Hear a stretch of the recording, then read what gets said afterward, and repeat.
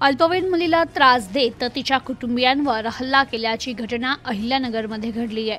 अहिल्यानगर तालुक्यातील एका गावात अल्पवयीन मुलीला त्रास देण्याच्या प्रयत्नासोबतच तिच्या कुटुंबियांना मारहाण केल्याची घटना समोर आली आहे। तर या प्रकरणी पीडित अल्पवयीन मुलीच्या फिर्यादीवरून अहिल्यानगर तालुका पोलीस ठाण्यात तिघांविरोधात गुन्हा दाखल झालाय। रोहित मोहिते, मयूर मोहिते, मच्छिंद्र मोहिते अशी गुन्हा दाखल झालेल्या संशयित आरोपींची नावे आहेत। तर फिर्यादी मुलगी आपल्या घरी असताना संशयित आरोपी रोहित मोहिते हा तिच्या घरात शिरला आणि त्यानं फिर्यादीला तुझ्याशी बोलायचं आहे, माझ्यासोबत चल असं सांगून हात धरत छेडछाड केली। यावेळी रोहितनं तिच्यासोबत लज्जास्पद वर्तन केलं। त्यानंतर रोहित आणि मयूर मोहिते यांनी फिर्यादीचं तोंड दाबलं।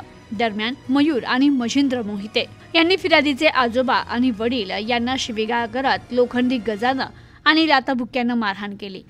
इतकंच नव्हे तर जीवेठार मारण्याची धमकीही दिली।